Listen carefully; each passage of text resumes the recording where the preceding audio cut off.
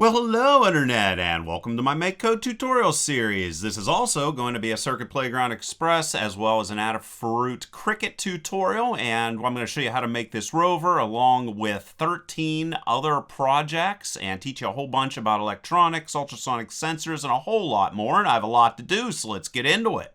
In this tutorial, I'm going to be using the Adafruit Circuit Playground Express because it works great with MakeCode. And basically, it's like an Arduino with a ton of sensors built in, and it has the ability to be programmed with MakeCode, Python, or C. And I'm just going to give you a brief overview of all the awesome things it does. It has 10 neopixels, which can be changed to any color in the rainbow. There's also a light that is going to shine green when you're in bootloader mode.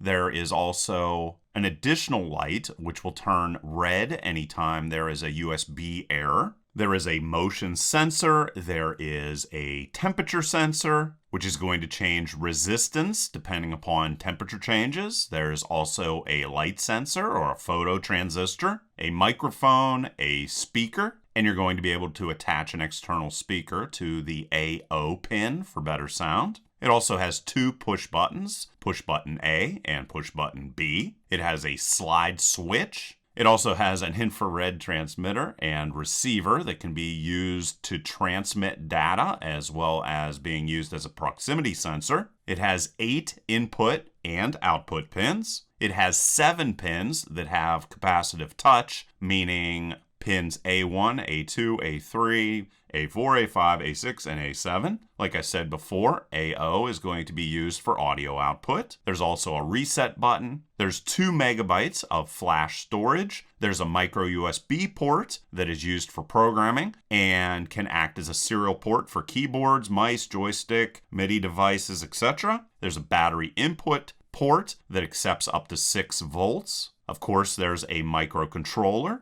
The AO pin, again, as I said before, acts as an analog output. There are 3 ground pads, 2 3.3 volt output pads, and Vout is going to connect to either the USB or battery port. All right, so now it's time to show you some of the cool things we can do here with MakeCode. So just go to makecode.adafruit.com and you're going to see something like this. And to create a new project, guess what? You click on New Project and you're going to see everything open up here for you. Now, your toolbox is going to have just tons of blocks you can use, and each time you click on it, it's going to show you all the different blocks here. Now, this might look like Scratch, but it's way more advanced. It's ridiculously advanced. As you're going to see, I'm going to make a rover. There's like 12 or 13 projects in this. It's just going to start simple and get more advanced. And of course, you can click on any of the links in the description to jump to the different projects that you might be interested in. Now, if you do not have a Circuit Playground Express, most of the projects you're going to be able to do over here with the simulator. So that's really cool. And you're going to be able to simulate all sorts of different things. Let's jump into input here first. I'm going to show you all of them. So of course, if we just drag this guy on here, you're going to be able to see here you're going to be able to sense clicks on all the different buttons or both buttons at the same time. It has capacitive touch and also pin inputs. And on top of that, you're going to be able to sense clicks, long clicks, up or down. And down just means they press the button and hold it down. And then up means they release the button, of course. So we got all that. And what you're going to notice is there's going to be different types of blocks. The forever block, by the way, is just going to be code that loops over and over and over again. So as long as your Playground Express is running, this code's going to execute over and over again. I'll show you examples, don't worry about it. Now, if you have a block here that doesn't have any notches across the top, that means it's going to run other code inside of it whenever an event occurs. And you can see other ones that do have notches. So show animation here, for example, has a notch. That means it needs to go in to something like this. Another block you're going to be using a lot, we can go into loops. You can create multiple forever blocks, for example, also. On start is going to be used normally to set variables for whenever your application first starts executing.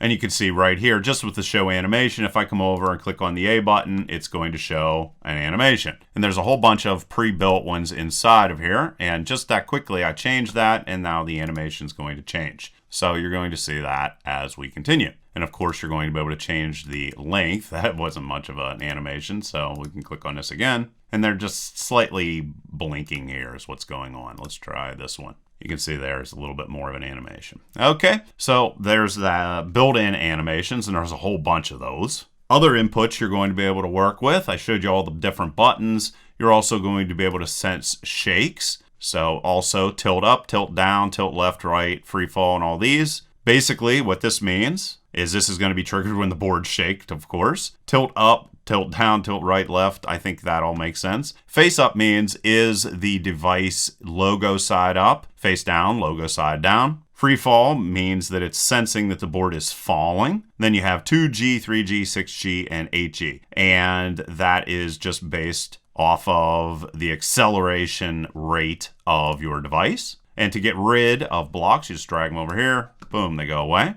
It's going to be able to sense loud sounds like claps. It's going to be able to sense lighting changes. And you're going to be able to define what type of light levels and such to sense for. It also has a switch, as you saw before. Here's the switch right here. So you're going to be able to interact with that. And a lot of things that you do as you add different blocks are going to change your simulator. So let's say I come in here and change this from button A to button AB. Boom, you're going to see right here it's going to appear. There, now you can click A and B at the same time. And that's going to be true of tons of different things. We also have our logic blocks. So if something is true, like for example, button A is being held down or something along those lines, like you're going to be able to trigger different code to execute, you'll be able to do different comparisons, and there's all kinds of Boolean operators built into this as well, which if you don't know, Boolean is just concerned with trues and falses. That's what it is. It's either a true or a false. That's Boolean. Let's come over here to this guy right here, and let's go to loud sound, drag it in, and you're going to see the simulator also changes again. And you can see here, you're going to be able to simulate different changes in sound over here by just dragging this one and then going and sensing the interactions inside of the board. Same thing is going to be true on the light. So on light, dark, and up here, you're going to see that you're going to be able to change how much light is hitting the board in a simulated way. Likewise, you're going to be able to do the same with temperature. Where's temperature at? There we go. Down here with temperature, and you're going to be able to change the different temperature amounts also, as you can see right there. Let's just drag and get rid of these, and I'll actually build a little weird project that's going to allow you to see a whole bunch of things. So what I want to do, another thing we're going to be able to do is write to the console. Oh, whenever you first open this up, advanced is not showing, like all the stuff under here. So click advanced, and you're going to be able to write to the console. You're also going to be able to pair with your device. If you come over here and go to pair device, then instead of showing the simulator information in the console, it'll actually show your real device's information inside the console window, which you'll see here in a minute. So to start off, what I want to do is I want to set a couple different things. I want to go and set the brightness amount. And to do this, I'm going to click on variables, and I'm going to click right here, and I'm going to change this to brightness. We're going to be able to store different values inside of there. So I'm going to go and grab brightness, drop it right here, and then come in here and change this to say 20. I'm going to click on music, and I'm going to set the volume for my speaker. And to do that, just come down here, grab volume, drop it right there, click right here, and let's just take it up as high as it'll go. Then I'm going to start doing some input stuff. So input, and drag this guy right here. This is the A button. And what I want to do whenever the A button is clicked on is I want to turn all of the lights to yellow. So to do that, you go set all pixels to, grab this, drop it right there, and let's change it to yellow. Another thing, I want to make a little keyboard here so that it plays music. So I'm going to go music, and I'm going to look specifically for play tone at, and I'm going to make this middle C. Half beat's perfectly fine. If you don't want to go and drag all this stuff over, you can just click on duplicate, and it's going to create another one. And basically, if it's ever grayed out, that just means there's an error with it. So I'm going to change this one to button B, and I'm going to say that I want to change the color to blue on this, and I'm going to change this to middle D. And you can see there that is. Let's go, keep on duplicating so we don't have to redo things over and over again. This time, let's change this to one of the capacitive sensors. So touch A1 and clicked on. And here I'm going to set all the pixels to red, and I'm going to change this to middle G because I want to be able to play Mary Had a Little Lamb on this. All right, so there's middle G. Let's go and do another one. So duplicate, drag this here. Let's change this to capacitive touch A2. And with this one, what I want to do is to be able to change the brightness of our NeoPixels is set to 20. So with this guy, what I want to do is I actually want to change the brightness. So I can just grab this stuff, drag it over here, and I want to change the value of some variable. You go to variables, change brightness, and let's say that I want to increase the brightness of our NeoPixels. Just did that. And I can also come in and save that value to brightness. I didn't really need to do it in this way, but whatever. So we can go set brightness. I could do this all in one set, but whatever. So I can say set brightness, or actually, let's get rid of this then. And let's go into this one, set brightness like this. This is going to actually change the lights. This is going to change the variable. And I'm going to set it to brightness. Okay, just to get you used to moving around and saving things with variables. That's mainly why I'm doing it this way. I can also have it go and work with A and B input. So I'm going to go input and grab another one of these guys. Actually, why bother doing that? Let's just go like this and duplicate. And let's say that we want to play a different tone when A and B are both played at the same time. I'm going to change the color to green. And I'm going to say that I want to play middle E. So there's middle E right there.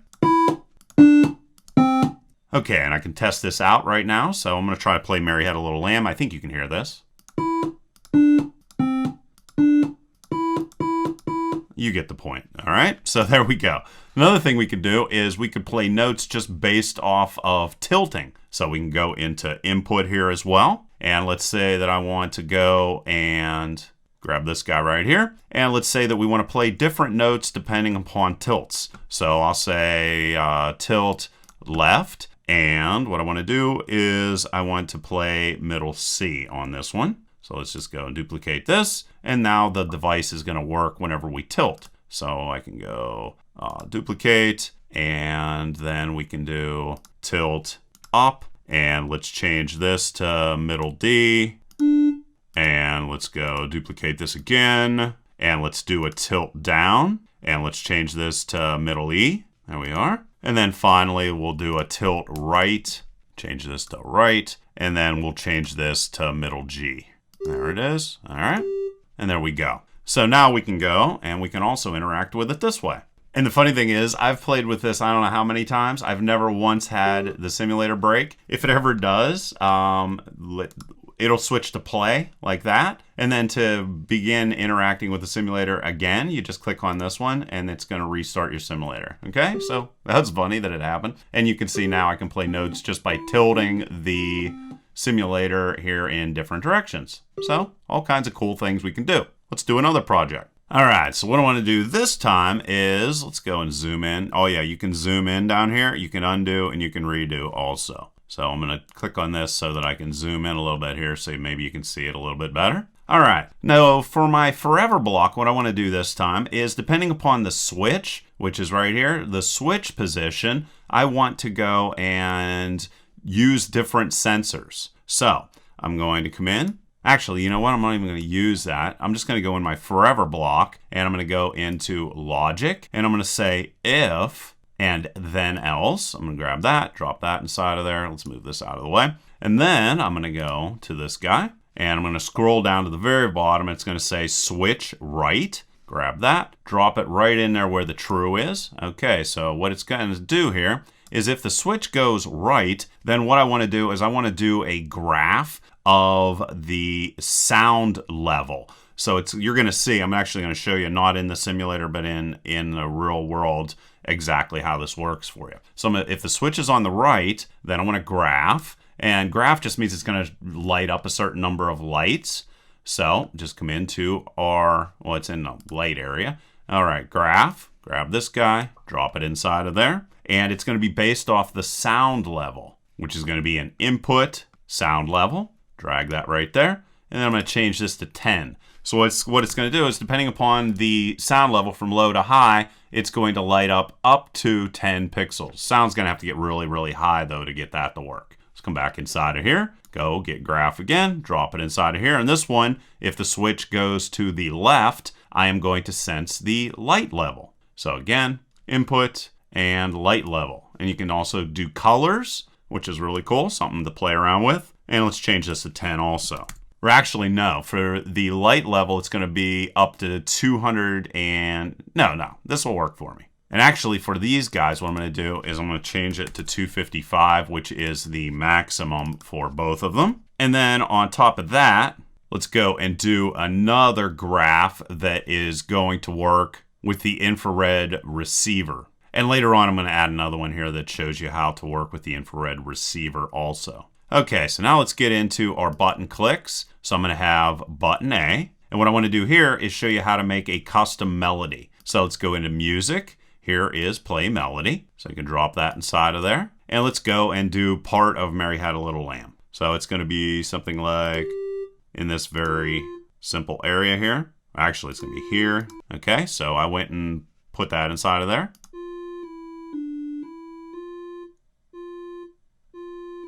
Okay, so very simple melody. It's going to play every time the A button is clicked on. And you can change the tempo and obviously the notes and a whole bunch of other different things. Let's go and get button B. Let's have it do something. But first, I'm going to go into start here. And I'm going to create another variable. It's going to be called number. So let's just come in here. And it's going to send using infrared a number. And then it's going to light up different things depending upon that. And I want to start off by setting my number value to 0. That works good. And now here we can actually go and work with the sensors. So I just switched it to the left side of our screen. So that means light level. And if I go into light level, you can see that as the light gets brighter, that the graph is going to go up further and further. And if I go and click my switch again, now it's going to sense the sound level. And this guy changes the sound level. So sound low up to as high as possible. And if you have a device like this in the real world, you can of course play with that. All right, so let's just get rid of this layer all together. And we can press button A also. All right, so that plays our little melody for us. And now what I want to do is actually graph the value that was received by our infrared receiver. So to do this, I'm going to come into light again, and I'm going to go graph, drag it right here. Number is what's going to be sent. Go into variables, grab our number, drop it right inside of there. Click on this, change this to 10. There it is. And then with button B in this situation, let's go button B. I'm going to send through infrared send number. And then it's going to light up the number of lights depending upon the value that was passed to it. So let's change this to 3. And let's go to AB. And let's send 4 with that. So again, network, send, and let's change this to 4. And then let's just use our capacitive touch because it's just sitting here doing nothing. And let's change that to infrared send number, and let's change this to 5. Now I can control the receiver. So on infrared received number, and I'm going to light different lights depending upon what was passed in. Again, we're going to use logic for this. So I'm going to go if, then, else, grab that, drag it inside of there. And I want to see if the number passed to the receiver was equal to 3. So to do that, again, you go into logic, grab this guy right here, drag it over here, drop it inside of there. And num is what's going to be passed to it. So I'm going to say is num, grab this guy, drag it over here, equal to 3.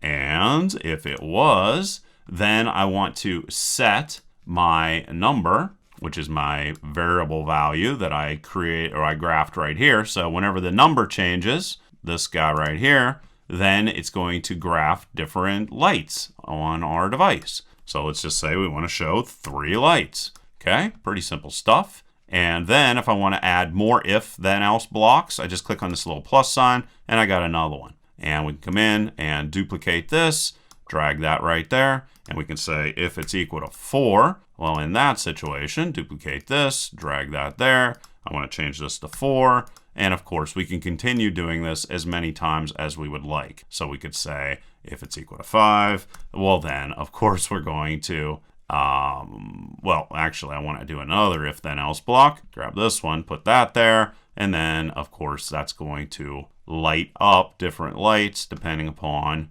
the number that's passed in. So pretty cool stuff. And there that is, and change this to 5. And now we can jump out and we can show you what it looks like in the real world. And here is my rover, and I am going to press the B button, and then I am going to press the A and B button, and then the capacitive touch A1 switch. And there you go. And I just realized I didn't show you how to actually put it onto your device. So all you got to do is go and give it a name, and then just click on your little disk here. And then you plug in your CPX. It's probably going to say C Play Boot. Everything is the same on Windows and PCs, by the way. And you just go and you grab it and you just drop it on there, and it automatically is going to work for you. And it's automatically going to eject, maybe. And then it just works. And now what I'm going to do is show you how to use Photon. So we're going to use a forever block and an on start block. And what Photon does, it's first off, it's inside of here. You just come down here where you see Photon. And it's going to leave a trail of colored pixels as it moves. And it moves forwards and backwards with either the pen up or down, so you can draw all over the place. So what I want to do is I want to have it go around changing colors constantly until it goes through all the different colors and then go in the opposite direction. So how am I going to do this? Well, first I need to put the pen down if I want to start writing. So I'm going to grab this guy right here, throw it in my forever block, and just say pen down. You can also erase.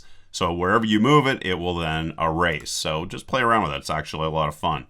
I'm going to create 2 variables here. So I'm going to have one variable that is going to be color, and I'm going to have another variable that is direction. So click on both of those, and I'm going to go set for this, and I'm going to set my color to start at the number 5, and then I'm going to duplicate this, and then I'm going to change to direction and have it be 1. There we go. And then I want to repeat this cycle over and over again. Guess what? Loops.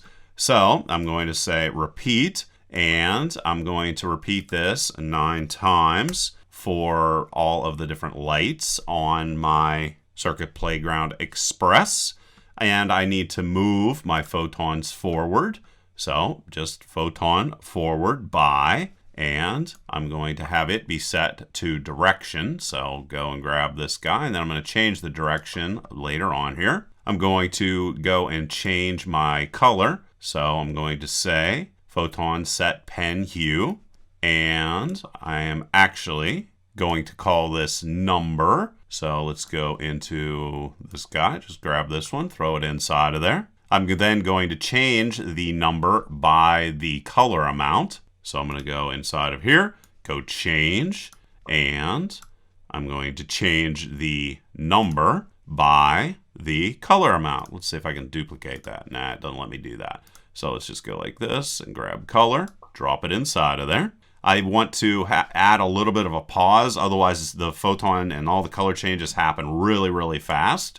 You're going to pause things inside of loops. So let's grab that, drop that inside of there, and let's just change it to like 50 milliseconds. That should be enough to give us a little bit of time to see what's going on. If you would like to write some information to the console, we can do that also. I'm doing my best to just use as many blocks as humanly possible. That's why I'm doing this. And we can change this to whatever the number is. So drop that there. Now what I want to do is once number gets to 250, I want to go in the opposite direction. So to do that, that's logic. So I'm going to say if, and I just need a if block here. I don't need any else's or anything. And what I'm going to say inside of it is I want to do a little bit of math. And I'm going to say whenever the remainder of 250 equals 0, that's only going to happen whenever we hit 250. Well, then I want to go in the opposite direction. So I'm going to say if, and I need some math, remainder of, drop this inside of there. Whoops, grab the wrong thing here. Drop that over there. No problem. Oh, I actually should have kept it, but either way. So I'm going to say that I want the equals for the comparison here. And I'm going to say remainder of, drop that right in there. And I'm going to say number. So grab this guy right here, drop it right there. And you can see how quickly I can go and do so many different things with MakeCode. It's actually very cool. So what do I want to do now? Well, I want to set the direction to go in the opposite direction. So I am going to, not that one, I grabbed the wrong one. So I'm going to say set and direction to, and I want it to be the opposite. So I want it to be a negative, and then whenever it's negative, I want it to go positive. It's going to switch back and forth. So again, I need math. Let's go and grab this, drop that right there. And then let's go and get the direction, drop that right there, and then multiply it times -1, and it'll switch back and forth between positives and negative values. I'm then going to set my colors and my numbers back to 5 again. So again, we're going to grab this. I'm going to drop that in there. Why don't I go and duplicate it, drop it in there, and change this to number, and set this back to 5, and set the color. I want the color to be set back to 5. So let's go like this, and 5. And then if I wanted to output some more information, I could do that, but I think it's pretty cool. And as you can see, it's automatically just doing it the way that I wanted it to. So it's going to go in one direction, and then it's going to switch after it gets to 250 and go in a different direction using all different colors. So there's another thing for you to try out. Now what I want to do is show you how to create like a little mini calculator, which is kind of cool. So I'm going to need some inputs. I'm going to grab the A button here, drop that inside of there. I'm going to create some variables as well. So let's go and let's duplicate this. So we're going to have the A button allow us to enter values, and then the B button is going to allow us to add even more buttons, and then whenever they press A plus B, it's going to show a solution and reset the values back to 0. So another input. So duplicate this, drop that here, and just trying to think of little fun things to do. Forever is going to constantly graph whatever the solution is. So graph is inside of light. Graph is actually ridiculously useful. So let's go and create some variables also. So I'm going to create a variable. This is going to be the solution. Create another variable. This is going to be, I'm just going to call it val, unless I have a val. No, I do not. And then I'm going to have value 2. So click on OK. So there we go. I got all my different values I need to work with. So I'm going to go and get a solution here, and it is going to constantly graph whatever the solution is. And let's put 10 inside of there. There's 10 possible lights to light up. The solution is going to have a value of this addition. So let's go inside of here, and I'm going to do change. And I'm going to say that I want to change val. So I'll just go down to val. That's value 1 by 1 every single time the A button is clicked on. And then I can also come in here and say set, and solution is what's going to display on the screen also. So it's going to be equal to whatever val is. So let's drop that inside of there. And I'm going to do basically the same exact thing with the B button. So I'm just going to copy this over here, except this is going to be value 2. So let's find value 2. It's going to change by 1 also. I'm also going to update the solution area. So let's go and get a copy of that, drop that inside of there, and set the solution to the value 2 like that. All right, so cool stuff. So now all I need to do is whenever they press AB, I'm going to add those two values together. So I'm going to go and duplicate this, and I'm going to set this for a whole bunch of them. So let's go duplicate and duplicate, because I need to reset the values also. So I'm going to say that I want to set solution to, and it's going to be val 1's value plus val 2's value. So what do we got to do? Math. So let's go and grab this. And of course, this could work with multiplication and other stuff. And this is going to be val 2 right there. Add val 2 and go and get val 1. Drop that in there. And then I want to set value and val 2 back to 0 after we do this. So I can just grab this, throw that away, grab this, whoops, grab this, throw that away. And this is going to be val 2. And there we go. Did it all. So now we come in and let's say we wanted to add 2 plus 1, 2, 3, 4, I don't know. And then hit AB and it's going to light up 6 lights. So there you go, a little silly, fun little calculator. And now I'm going to show you how to work with servos. So we're going to come down here where it says extensions, click on that, click on servo, and it's going to automatically load that blocks, and you can see there they are right there. So what I want to do is, if you don't know, a servo motor, a standard servo motor, is going to rotate 0 to 180 degrees precisely, but not quickly. And I kind of have a junky one, so it doesn't quite go to 180. But I think it's actually a good thing, because you're probably going to get a junky one that doesn't go to the full amount. And that can be dangerous, because if you try to make it go to a degree that it can't go to, it can overheat your board, the motor, bad stuff happens. So it's actually good that I got a junky one, because then maybe you might get a junky one and you won't have the same problem. So what I got here is button A, B, and AB, and then the touch capacitive little pin. All right, so I want to go and set my servo to go to 15, let's say 15 degrees whenever it is when button A is clicked on. And I'm just going to duplicate this, and let's duplicate it again. And whenever the servo, or whenever B is pressed, I also want, servo is going to be connected to my A1 port. That's where I am going to be sending signals to it anyway. And let's change this to 90, and then let's change this one here to 165. I'm going to show you in a real world, not in the simulator, how this works. Then what I'd like to do is actually have it repeat a pattern multiple different times. So that means loop, and let's say that I want to loop it 3 times. That sounds good. So what am I going to do? Well, I am going to go and get a copy of this. So let's duplicate it, drop it right in there, and I'm going to say send a signal through pin A1 and take me to 15 degrees. Then what I want to do is pause for a certain amount of time. So let's grab pause so that everything is, you can see everything go bit by bit. Let's take this up to like 1,000 milliseconds. So there you are. And then we're just going to copy this and we're going to move it again. So drop this in there. Now I want it to go to 90 degrees. And again, we're going to pause and then another movement. So duplicate that, drop that there, and let's have it go to 165 degrees. And then you're going to click here that you want to save it, and then we can test it out. All right, so there is a servo. That little plastic thing on top is called a horn. And you can see here that I have my black or brown connected to the ground. Red connects to the 3.3 volts. Don't let the red and the black touch, by the way. And the yellow or white connects to A1.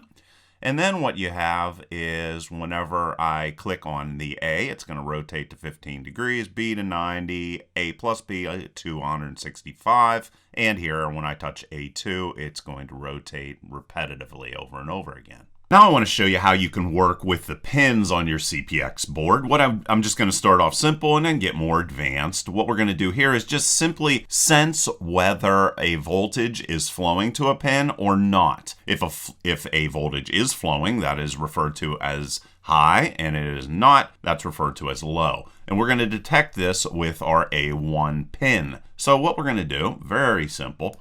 We're just going to come in here. This is going to be an if then else block. I want to go into my pin section. Of course, you have to click on advanced, and I'm going to say set pull pin.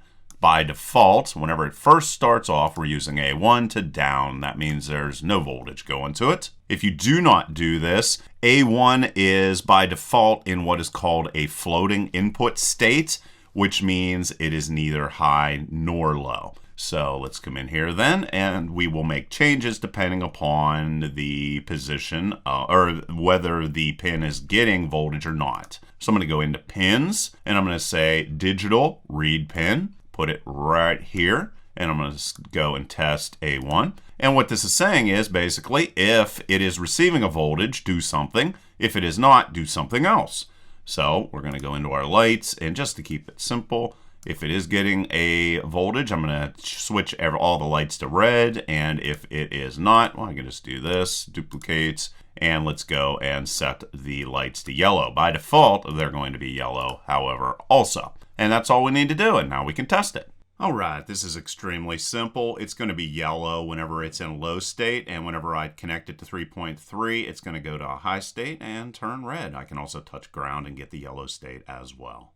All right, so now what I'm going to do is talk about pulses. Now, when data is transferred, it is transferred using pulses from high to low. And a system clock, for example, defines how often to check for changes of a voltage. And in most situations, a pulse is going to repeat millions of times per second. And each time a high is sent, that signals for code to be read from another pin, for example. And this would be considered a pulse event. And a pulse event occurs whenever the input level changes from high to low for a certain period of time. And what I'm going to do is just simulate this whole entire system here right now. I'm going to simulate a clock signal, and I'm going to do it inside of our console. So you can have two forever blocks if I haven't mentioned that before. So I'm going to say console log, and I'm going to grab this, drop it inside of here, and I'm going to say that value is equal to whatever the value is. I have a value inside of here, don't I? No, I have a val. Let's just use that. Works good. And I'm also going to put a pause inside of here. Pause, of course, in the looping section. Drop that right there. And let's say 100 milliseconds looks fine. I'm then going to need to command to logic and if then else block. Drop that there. And I'm going to say if val, I'm going to do a greater than or less than. So again, this, drag this over here, and this is going to be greater than. 0 is fine. So if val has a value that is greater than 0, then I'm going to go in here and I'm going to say set val, change this to val to 0, and else I want to, let's go duplicate this like that, val, and let's just change it to 3.3 because we're even using 3.3 voltage. And then let's go and duplicate the pause block here, drop it right there, and let's set this to say 500 milliseconds. And you can see over here, show console simulator. If we click on it, you can see right here is basically a simulated clock signal. And it's just slowed way down so that you can see it. And in this specific example, on pin A1 being pulsed high, this event is going to trigger, of course, whenever the pin's in a high state, and it's going to trigger in a low state as well. All right, so just a simple little thing here, just to show you something. And now what I want to do is show you how analogs work. Now, an analog input can read from 0 to 3.3 volts. And these voltages are assigned to values between 0 and 1023. And what I'm going to do is I'm going to connect a potentiometer, or a variable resistor, as well to the 3.3 volts and the grounds and pin A3. And then I'm going to light up the different lights on our CPX board as the voltage increases, just to show you exactly how we can sense this. All right, so what do I need to do block-wise? It's actually very simple. So I'm going to come in here and variables, and do I have a volts? No, I do not. So let's type volts, and let's go and create another one, and this is going to be, let's just call it %. And I'm gonna say inside my forever block, set, and I'm gonna change this to volts. Whoops. There we are. And then I'm going to come down to pins, analog read pin, drop that inside of there. And let's use A3 this time just to use it. Then I'm going to go and get another one of these guys, variables and set, drop that there, and %2, and I'm going to divide by 100 and light up my board with my graph that I like to use a lot. So I'm going to need some math here. And let's do division, drop that right there. And I'm going to put volts inside of this. So grab this guy. Where is it? There it is. Divided by, and let's just use 100. So it's going to turn, remember I said the voltage is broken down between the values of 0 and 1023. So I'm just going to divide by 100 to sort of break those into different lights that I can light up. I'm going to go this and grab my graph, drag that there, put % inside of here, change this to 10. And that's all we need to do. Now we can sense it. All right, so I connected the CPX board to a potentiometer. The far right is going to connect to 3.3, and then the wiper in the middle, yellow, is going to connect to my A3 port, and black is going to connect to one of the ground pins. And you can see here, if I turn it on, as I decrease the resistance, more and more lights are going to light up. So pretty cool stuff. All right, so now I want to talk about functions. Again, they're in the advanced block at the bottom. And with functions, what you're going to be able to do is assign a name to a group of blocks and then pass parameters to that function and have it execute differently. So let's just go create a function. I'm going to click on functions and I'm just going to call this get volts. Pretty good. And you can decide if you want any parameters passed to it. What I'm going to say is I want a number passed to it. And I'm going to call this increment. And whenever I set this up before, I said that I wanted the maximum to be 100 whenever I was graphing these volts by lighting up the neopixels. Let's say we want that increment amount to be user defined. I don't know, just to do something. All right, so here we got our function now. And what we can do is just take these blocks, drop them inside of there. We can then change this to be increment amount. So let's go and grab it. You can, of course, play around with a whole bunch of different things. Well, actually, I can grab this guy, drop it in there. Good stuff. And then I could come in and I could also maybe set this to a pause amount or something like that. So let's say we want to pause after this runs and let's set it to 2000 milliseconds or something. And then let's get rid of the forever block and let's say input, and maybe we want to call this function whenever the A button is clicked on. And how we go and call it is just go call, drop that inside of there, and let's say we want it to be 100. There you go, you created a function. And of course, that's basically what you do with functions, and it's up to you to go play with it and get better at them. And now let's move on to arrays. Now, an array is going to allow you to store an expandable number of values all assigned to one variable name. And what I want to do here is I want to store and retrieve values from an array using different buttons. So on start, what I'm going to do is, let's see what I got inside of here. I got number, so let's go set, drop that right there. Go down inside of the arrays block, and I'm going to say set list, grab that, drop that there. Let's change this to number, and let's just let it be 0, that's fine.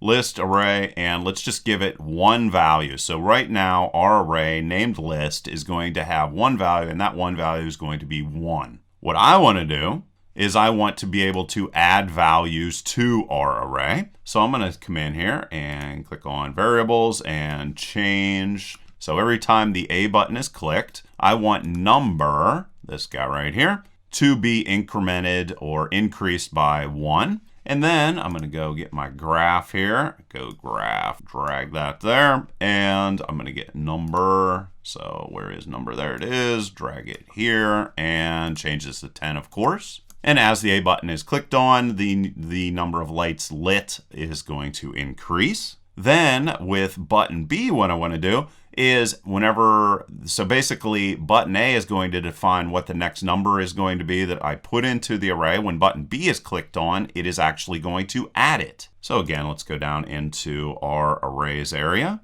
And there's all kinds of different things you can play with inside of here, but I'll leave that to you. I'm just giving you the basics so that you can jumpstart and get ready to do more things. So what I want to do is, let's see if I can grab this, duplicate. Yeah, it worked. All right, so I'm going to add the value that was incremented by A into our list. I'm then going to come in here and go set the number to 0 once again. And I'm going to clear everything. So light, and let's come down here to clear, and that's going to clear the lights that are lit up. Then what I can do is if A and B are clicked on, what it's going to do is it's going to show the number of values that are stored inside of the array. So I need a loop. So I'm going to say for, and I'm going to use element down here. So I'm going to say for element, which means each of the values inside of our list, I'm going to cycle through each one of them one by one. And then what I'm going to do is I'm going to call graph. So duplicate,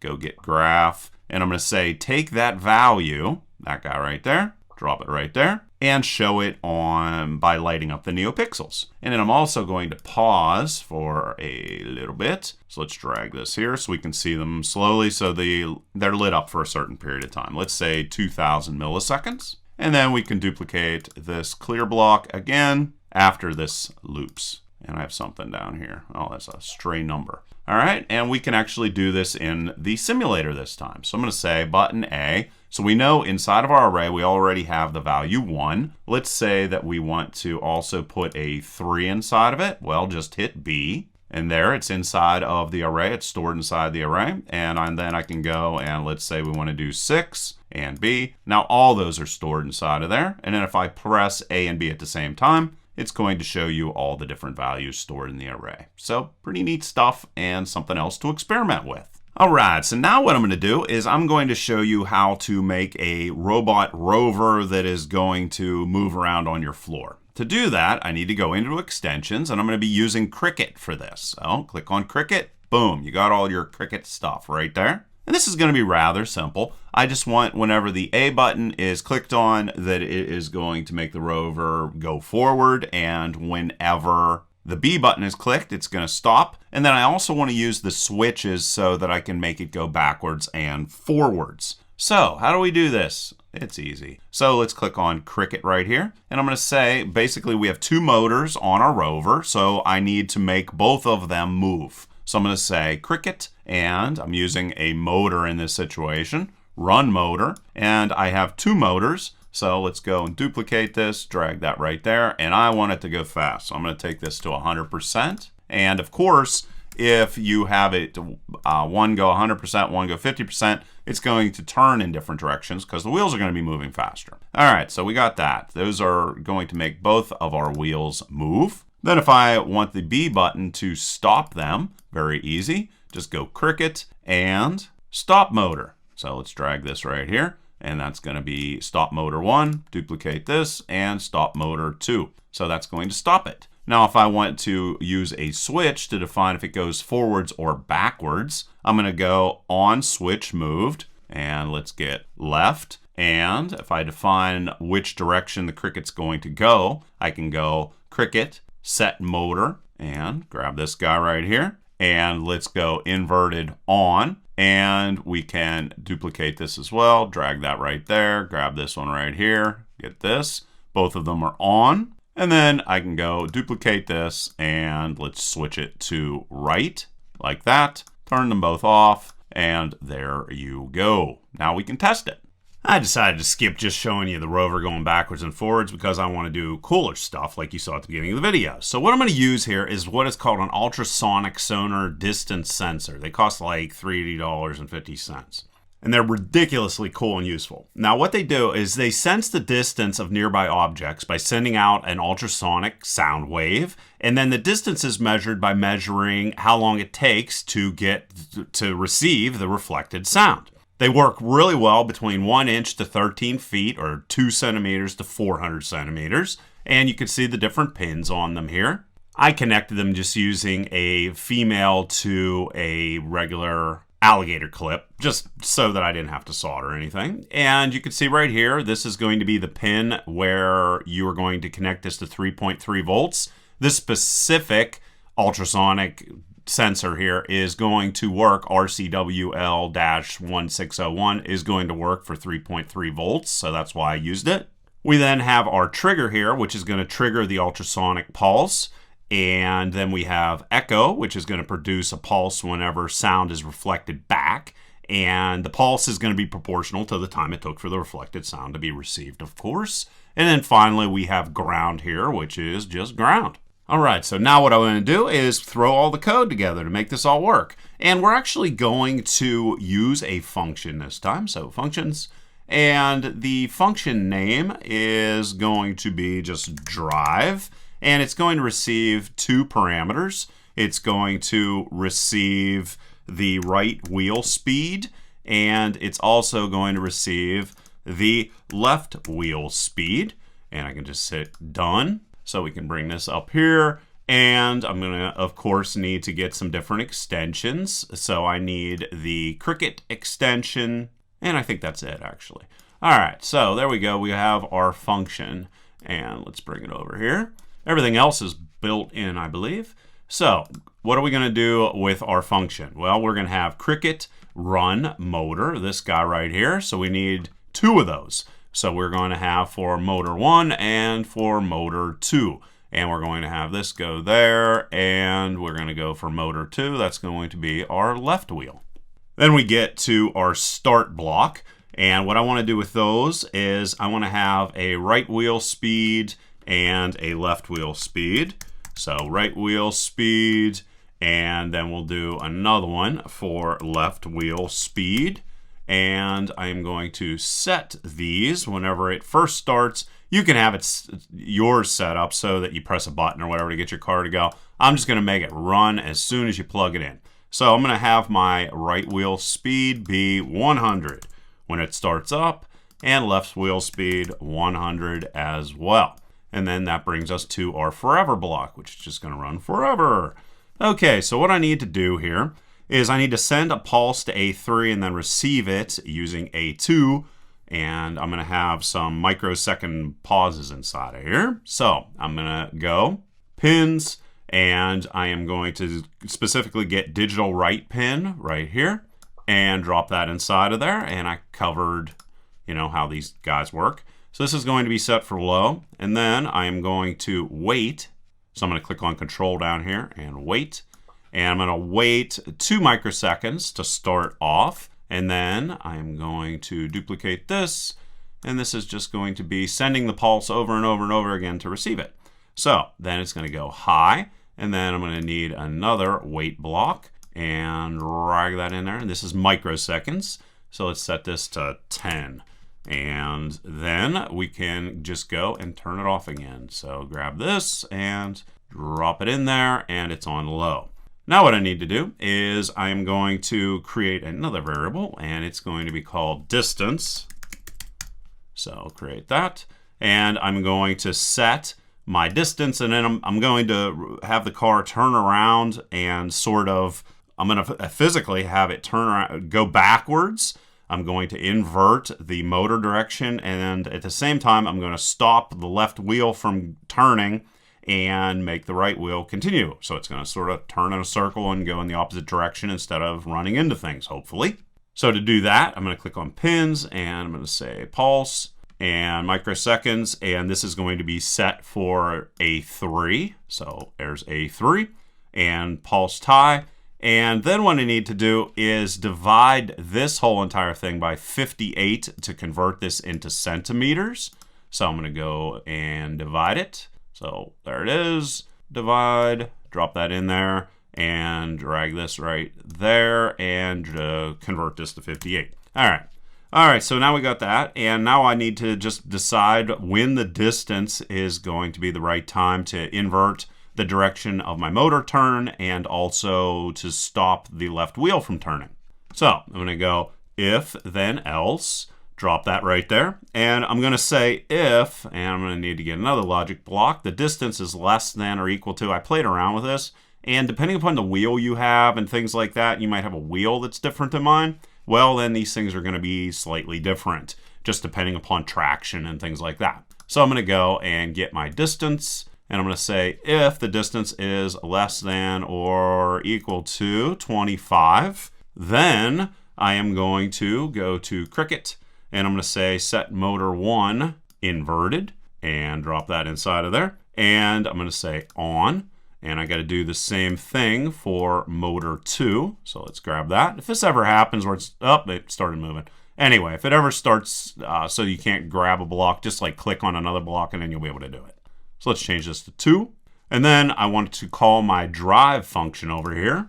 And I'm going to say that I want the right wheel to continue being 100%, and I want my left wheel, you can leave it at 1, but I'm just turning it to 0. And then I'm going to pause also to give it some time before anything else starts happening. So that's in loops, and pause, and drop it right there. And I'm going to say like 1500 milliseconds. This might be something else you want to, if you're going to tweak anything, you're probably going to be tweaking around this and this for your, depending upon your tires and the type of surface you're driving on and all that stuff.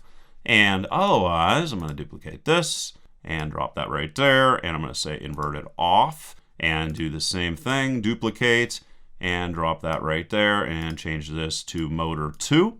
And then I can call drive again, so duplicate this, and then both of them will be 100% if I'm not trying to get away from an obstacle. And that's it. That is all the code you need to make your vehicle drive.